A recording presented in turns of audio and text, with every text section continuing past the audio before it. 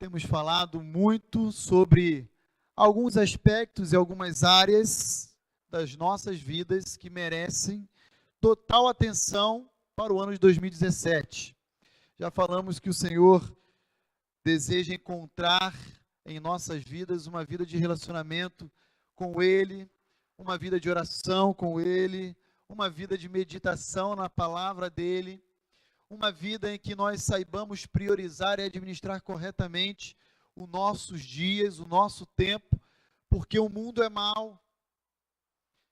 E nós vimos semana passada que o Senhor também é o provedor da nossa vida, o nosso sustentador, e deseja encontrar o nosso coração também totalmente voltado ao fortalecimento e à expansão do seu reino a partir da sua casa. Nós não poderíamos deixar de, na noite de hoje, diante de tudo aquilo que nós estamos conversando nesse final de semana, começando de ontem, de dizer que um dos investimentos seguros que o Senhor deseja encontrar em nossas vidas ao longo de 2017 é o investimento na nossa família. Muitos são aqueles que sacrificam, negligenciam a sua própria família. E esse é o retrato do poeta ao escrever em alguns versos a expressão de uma vida falida, quando um indivíduo negligencia o seu lar. Olha que interessante, esse poeta, ele diz para nós: meu filho nasceu foi outro dia. Uma correria, mas muita alegria. Porém, com tantas coisas para fazer, nem percebi e vi meu filho crescer. E corre aqui, trabalha acolá, o meu filho esqueci de amar. Meu filho hoje tem 5 anos. Nem percebi quando começou a andar. E com grande alegria diz: pai, vamos brincar?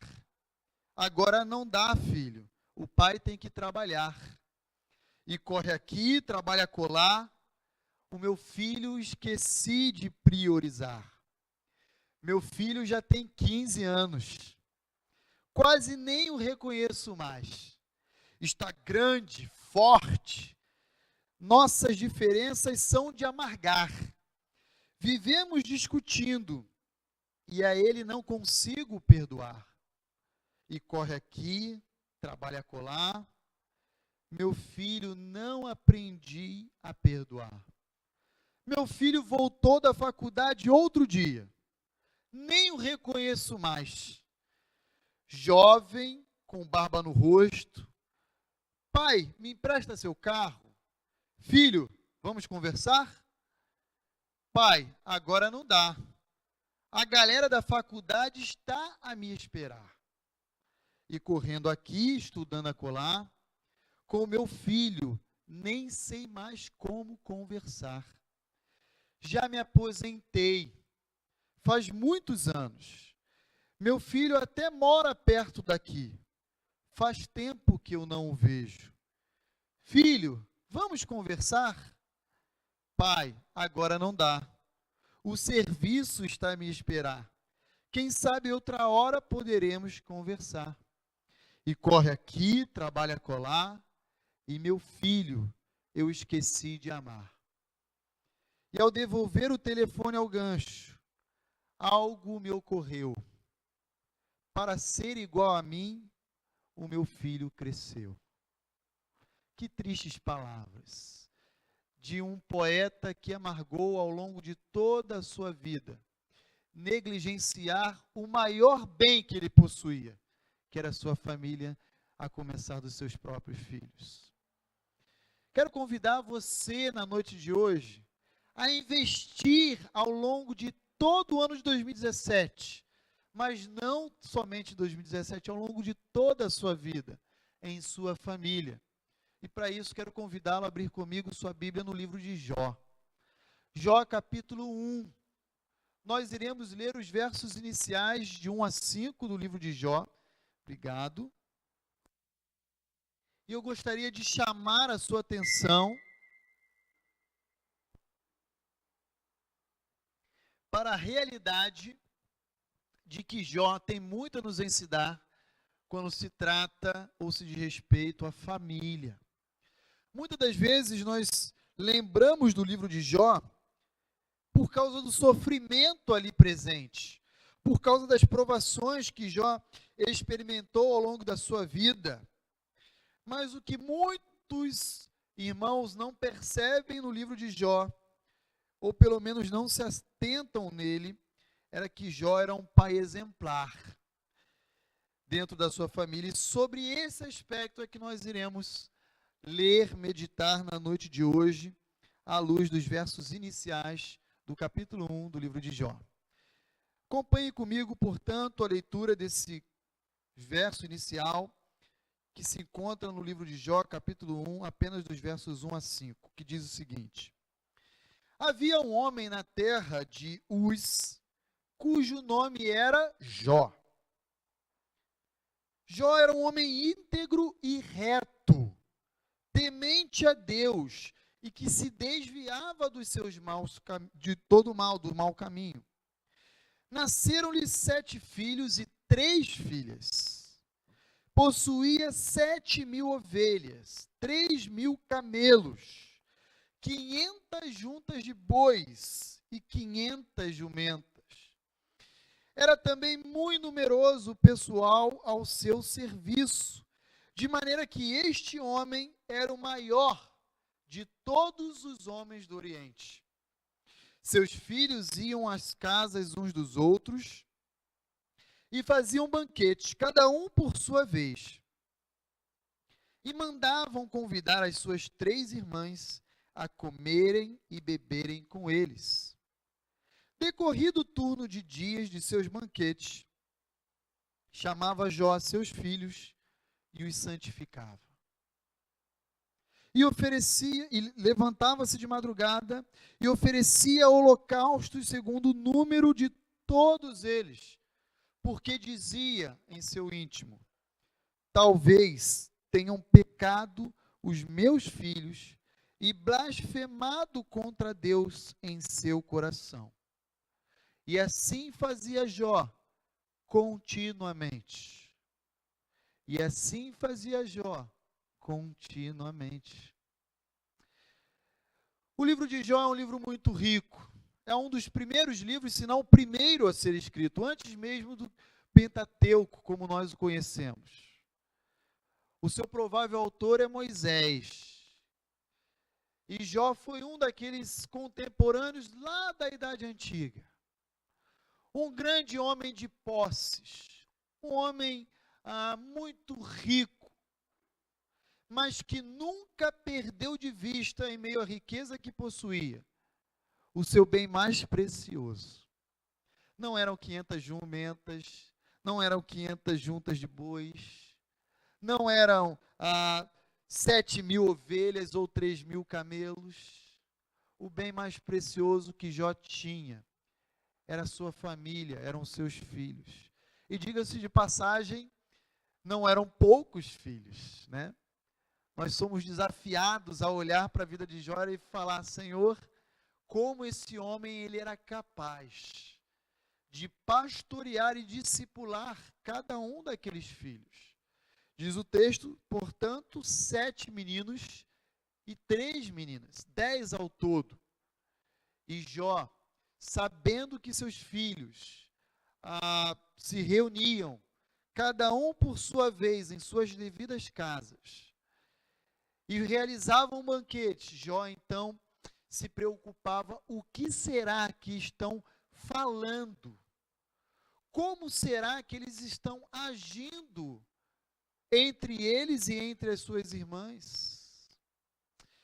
Queridos irmãos, eu quero dizer, à luz do texto do livro de Jó, capítulo 1, que investir na família significa investir no exemplo. O livro de Jó, ele abre a sua narrativa descrevendo o caráter desse homem. Diz o livro de Jó que ele era um homem íntegro, um homem honesto, um homem com uma vida sem hipocrisia, autêntica, transparente. A expressão íntegro dá a entender a ideia de uma completude, de inteireza do ser. Era notório, portanto, o caráter daquele homem. Ele era um homem honesto. Como possuía muitos funcionários debaixo dele, certamente um bom empregador, porque ele era reto diante de Deus e diante dos homens. Jó temia a Deus. Ele sabia que na maneira dele se relacionar com os seus funcionários, com a sua família, com aquilo que Deus confiou a ele como bens que lhe pertencia, tudo isso deveria ser orientado e regido a partir do temor que ele possuía diante de Deus. E esse temor era tamanho que o inclinava a se desviar do mal. Eu queria dizer para todos aqui nessa noite que as nossas ações, o nosso exemplo, o nosso caráter, ele fala muito mais a vida dos nossos filhos do que as nossas próprias palavras. Não adianta nós tentarmos ler a palavra de Deus com nossos filhos e vivermos diante deles de uma maneira contrária. Porque se isso acontecer, haverá uma incoerência, uma incompatibilidade. E os nossos filhos tendem a aprender muito mais com os nossos exemplos do que propriamente com o nosso discurso. E, irmãos, isso é muito sério. Isso é muito sério. O meu sogro, desde quando eu comecei a namorar a minha esposa, ele falava um ditado muito interessante. Provavelmente ele aprendeu no meio militar, que dizia mais ou menos assim: a palavra convence e o exemplo arrasta. A palavra convence e o exemplo arrasta. Ah, pastor, pensei que isso estava no livro de Provérbios. Não, não está no livro de Provérbios, não. É um provérbio popular. Mas é uma verdade. Não adianta você dedicar horas e horas de leitura bíblica com o seu filho, se você não viver a palavra de Deus diante deles. Eles precisam olhar para o seu exemplo. Quando o provável autor do livro de Jó, que é Moisés, iniciou esse relato, ele não foi acidental. Primeiro Moisés quis dizer, olha o retrato de quem esse homem era. E é porque Jó era tudo isso, que ele praticava todas aquelas coisas que eram agradáveis diante de Deus. É porque Jó era um homem íntegro, reto, temia Deus e se desviava do mal. É que ele era capaz de pastorear o coração dos seus filhos e da sua família. Deus quer que os nossos filhos compreendam e vivam o Evangelho de uma maneira autêntica. E isso é responsabilidade nossa, nós pais. Eles precisam ver o Evangelho sendo vivo, vivenciado a partir do nosso próprio modelo. Deus quer que ensinemos aos nossos filhos a dizer não para aquilo que Deus reprova e a dizer sim para aquilo que Deus aprova. Deus quer que encontrar em nossas vidas exemplos que encorajem os nossos filhos a serem semelhantes a Cristo Jesus. Não adianta dizer para os nossos filhos, e eu quero insistir com isso, de que Deus é verdadeiro, se nós, em nossas atitudes domiciliares, praticamos a mentira. Não adianta querermos esperar que os nossos filhos sejam bons maridos no futuro, se diante da minha esposa eu a desrespeito, eu a desonro, eu não a valorizo. Os nossos filhos assimilarão muito daquilo que nós somos, muito mais do que aquilo que nós discorremos a eles. Portanto, nós não podemos negligenciar o poder da influência que exercemos sobre a vida de cada um deles. Jó era um homem íntegro e reto, um homem que temia Deus e se desviava do mal. E você, como pai, como mãe, tem sido um Jó?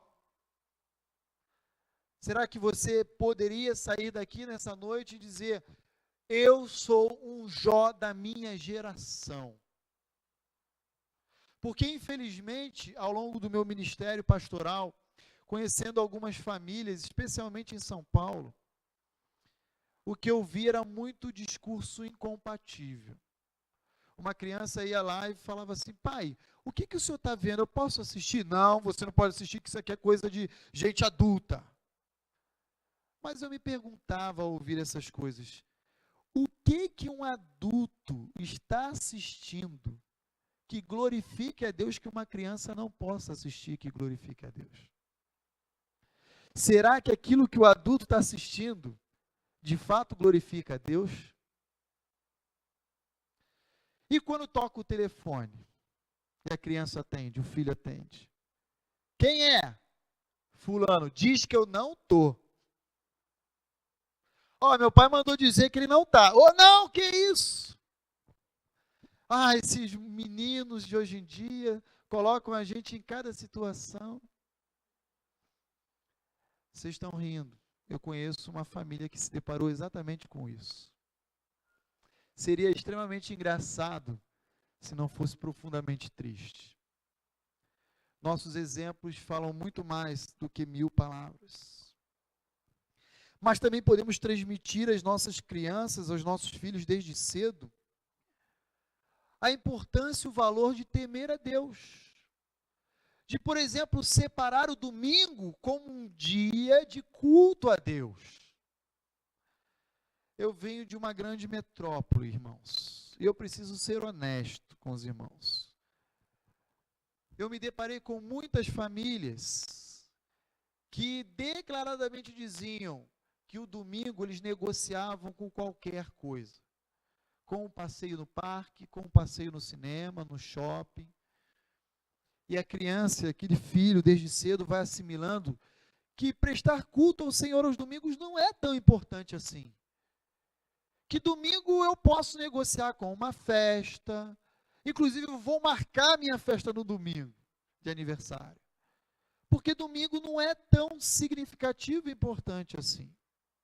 Quando nós deveríamos ensinar desde cedo aos nossos filhos que domingo é o dia do Senhor, que Ele espera encontrar reunido a sua família, os seus filhos, em adoração a Ele. E eu quero dizer uma coisa para os irmãos: desde cedo eu fui criado assim. E eu confesso aos irmãos que, mesmo quando o pastor Roni está de férias, e ele está num domingo longe do lugar onde ele reside, ele se sente estranho. Ele fala: eu tenho que procurar uma igreja, porque é estranho saber que eu sou crente em Cristo Jesus e que aquele dia é separado para adoração a Ele, e embora eu não esteja na minha igreja de origem, eu preciso estar em alguma igreja cultuando a Deus e aprendendo da palavra dEle. Tudo isso depende do nosso exemplo. Investir na nossa família começa a partir do investimento no nosso próprio exemplo de vida, no nosso próprio caráter, como foi o exemplo que Jó nos ensina. Mas como o texto ele nos ensina no versículo 3, diz que Jó era dono de muitas coisas. 7.000 ovelhas, 500 cabeças de gados, era muitos bens no contexto em que ele vivia. A ponto, inclusive, do texto no versículo 3 dizer, por exemplo, por favor, pode passar, Thomas, para mim, lá no versículo 3, que era muito numeroso o número de funcionários que ele tinha debaixo dele, como um empregador.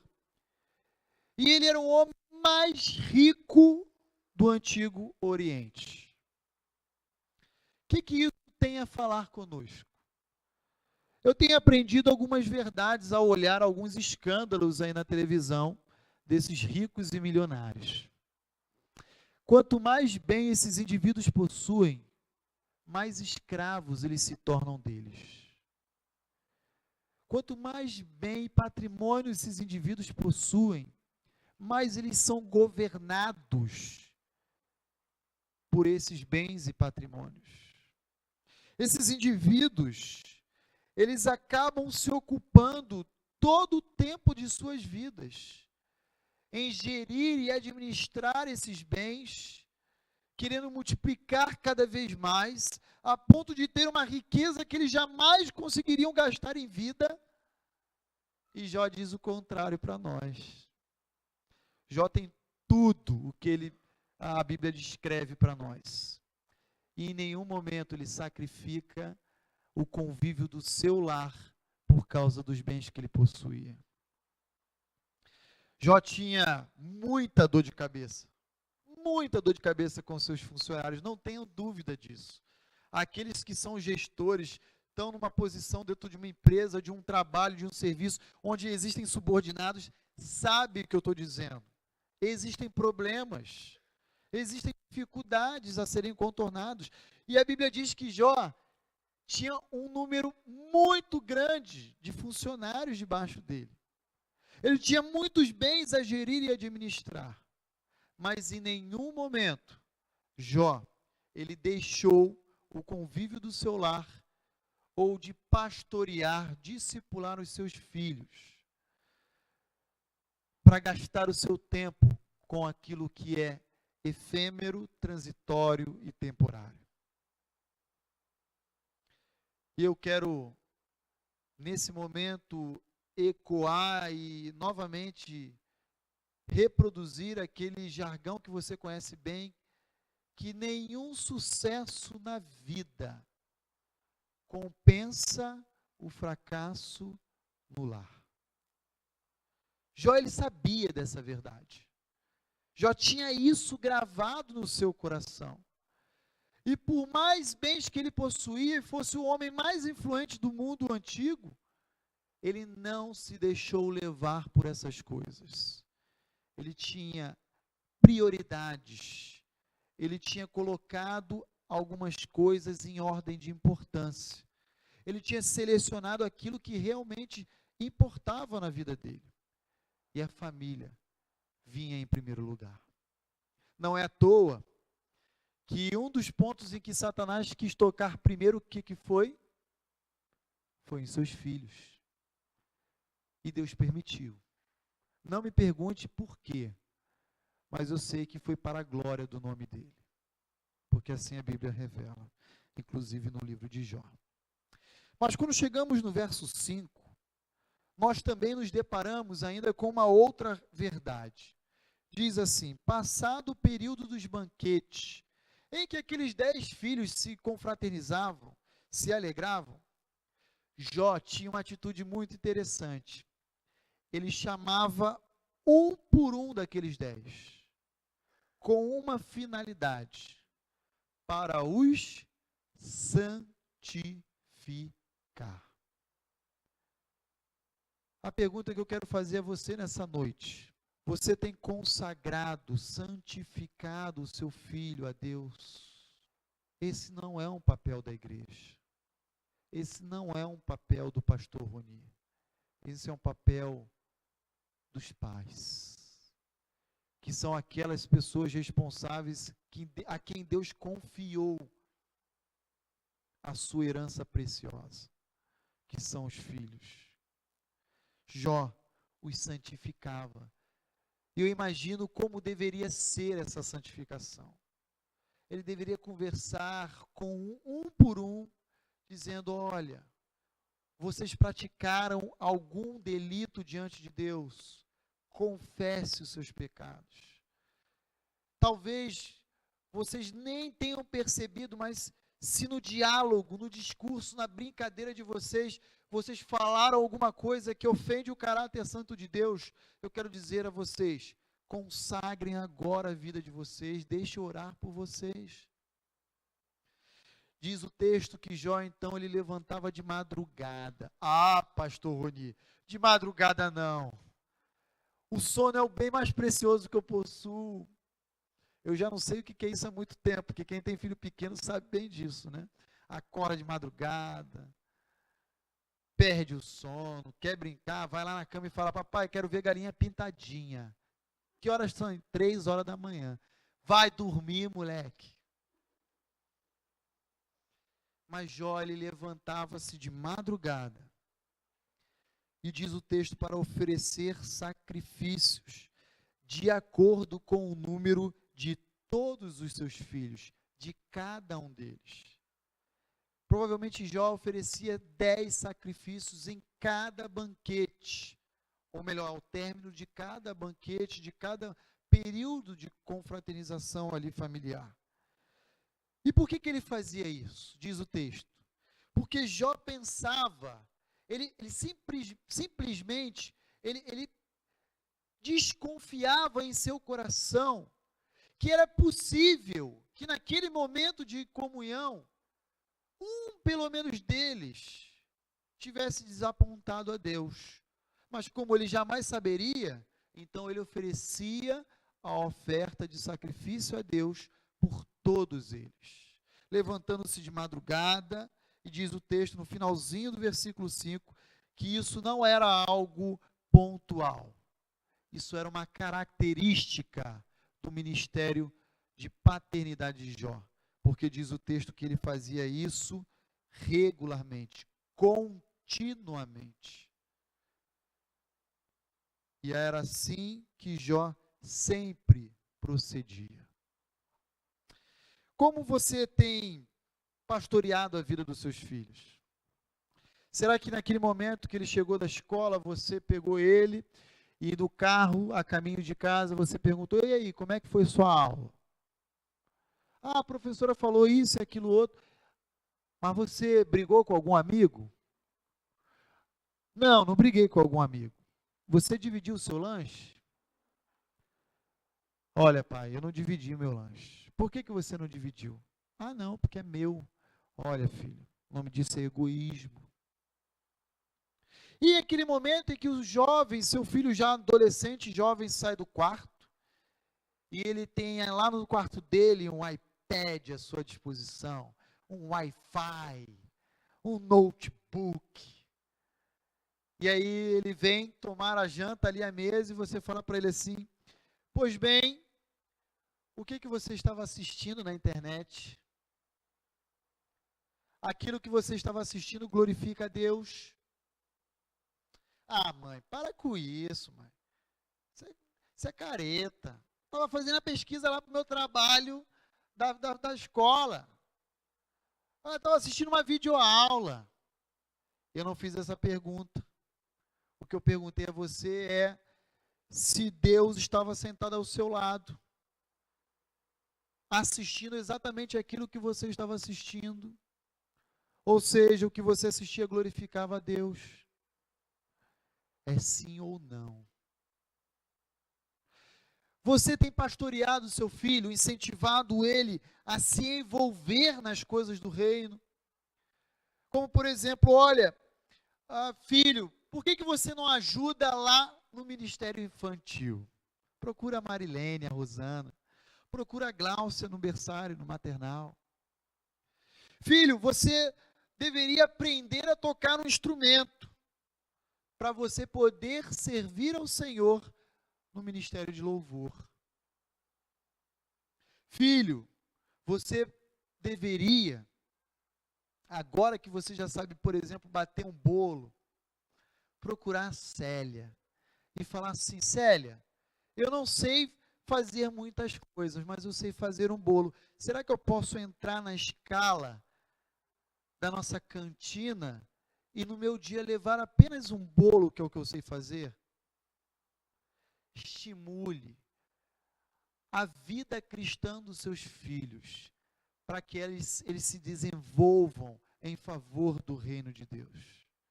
E assim, proceda regularmente como Jó procedia. Se existe algo que nós devemos investir em 2017, e eu quero terminar por aqui, é que você deve investir na sua família. E investir na sua família passa necessariamente por investir no seu caráter, como sendo um modelo, um exemplo. Ah, pastor, mas eu sempre falo ao meu filho, olha, não olha para mim, olha para Cristo, que Cristo é perfeito. Está errado. Olha para Cristo, mas olha para mim também. Porque em nenhum momento eu tenho que ser perfeito diante dos meus filhos. Mas eu quero ser padrão para os meus filhos até mesmo quando eu errar. Eu quero ensinar a pedir perdão e a me retratar a eles, diante deles, até mesmo quando eu errar. Eu quero que eles saibam como proceder. Investir na sua família significa investir em prioridades. E ela deve ser uma prioridade. Investir em sua família significa investir na santidade do seu lar, dos seus filhos, no relacionamento deles com Deus. Vem cá, meu filho, você já orou hoje? Já leu a palavra de Deus? Já fez o seu tempo devocional? Já teve ele? Sim, pai. Sim, mãe, já tive. Pois bem, o que você aprendeu hoje do seu tempo devocional? Hoje eu li tal texto e aprendi isso a respeito de Deus. Legal. E como isso afeta a sua vida? Como isso afeta o seu viver, o seu proceder, o seu pensar, o seu sentir? Irmãos, quando nós temos uma ideia de um culto doméstico, eu não quero que você construa na imagem, no coração dos seus filhos, que o culto doméstico é aquela coisa rígida, de 1 hora. O culto doméstico é ali a mesa do almoço, a mesa do jantar. Queridos, eu cresci num ambiente familiar em que o almoço de domingo era um negócio tão sagrado, tão especial, em que tínhamos ali nada requintado assim, era aquela macarronada, mas era um tempo muito gostoso, onde nós nos assentávamos à mesa, falávamos da nossa semana. A minha mãe pastoreava o meu coração e dizia, olha, você precisa rever isso é orgulho, você precisa rever isso é egoísmo, você precisa rever aquilo. Sabe que em outras palavras a minha mãe estava fazendo? Estava sendo Jó na minha vida. Eu já compartilhei isso com alguns, mas se existe uma característica que eu sempre vou lembrar da minha mãe, é que ainda hoje, depois de casado, com seus 2 filhos adultos, sempre que eu tenho oportunidade de encontrar com ela ou ela vir na minha casa, ela acorda de madrugada, dobra os seus joelhos e ora pela sua família. Não que minha mãe seja perfeita, longe disso, mas as atitudes que ela demonstra possuir persegue a perfeição. Você tem santificado o seu lar? Essa não é uma responsabilidade apenas dos pais. E você, filho, tem orado pelos seus pais? Você tem ajudado os seus pais a serem em Cristo Jesus aquilo que Deus espera deles? Ou você tem sido aquele filho rebelde, aquele filho murmurador, que só provoca no coração dos seus pais a ira, a indignação, a impaciência? Quero terminar essa mensagem de hoje lendo Provérbios capítulo 14, verso 26. E quero convidar você a abrir comigo nesse texto. Provérbios 14, verso 26. Diz assim: no temor do Senhor tem o homem forte amparo, e isso é refúgio para os seus filhos. Já me deparei com crianças cujos pais estavam desempregados e passando por momentos de apertos. Mas pais piedosos, pais totalmente dependentes de Deus. E eu perguntei àquelas crianças, tudo bem com vocês? Tudo bem, pastor. E seus pais? Eles continuam desempregados. E vocês estão bem? Sim. Nós aprendemos a confiar em Deus a partir do nosso pai. No temor do Senhor, o homem tem forte amparo. E é esse temor que nós comunicamos com a nossa vida aos nossos filhos. É que eles irão se refugiar, se abrigar no tempo de angústia. Sabe aquele pai que foi descrito na poesia aqui no início da nossa reflexão? Ele teve uma outra oportunidade. E ele aprendeu a corrigir aquelas áreas em que ele negligenciou. E olha só o que aquele pai deixou registrado numa bela poesia ao seu filho e neto. Meu filho nasceu foi outro dia. Uma correria, mas muita, muita, muita alegria. Porém, com tantas coisas por fazer, eu percebi e curti meu filho crescer. E corre aqui, trabalha acolá, meu filho jamais deixei de amar. Meu filho já tem 5 anos. E eu estava lá quando começou a engatinhar. E a andar. E com grande alegria diz, pai, vamos brincar? Pra já, filho, traga a bola, eu lhe ensino a chutar. E corre aqui, trabalha acolá, meu filho jamais deixei de priorizar. Meu filho já tem 15 anos, quase nem o reconheço mais. Está grande, forte, adolescente. Às vezes as nossas diferenças confundem a gente, mas jamais deixei de ser um pai presente. E corre aqui, trabalha acolá, meu filho jamais deixei de perdoar. Meu filho voltou da faculdade outro dia, nem o reconheço mais. Jovem com barba no rosto, pai, me empresta seu carro? Filho, vamos conversar? Pai, agora é para já. E a galera da faculdade, filho? Eles podem me esperar. Correndo aqui, estudando acolá, o meu filho aprendeu a me amar. Já me aposentei faz muitos anos. Meu filho mora perto daqui. A todo tempo eu o vejo. Filho, vamos conversar? Pai, agora não dá. Seu neto quer ir pescar. Por que o senhor não pega a vara e vem com a gente passear? E corre aqui, trabalha acolá. Meu filho e meu neto já sabem me amar. E ao pegar na vara e no anzol, algo me ocorreu. Para ser igual a mim, o meu filho cresceu. Qual tipo de pai, qual tipo de mãe você quer ser daqui para frente? Invista na sua família.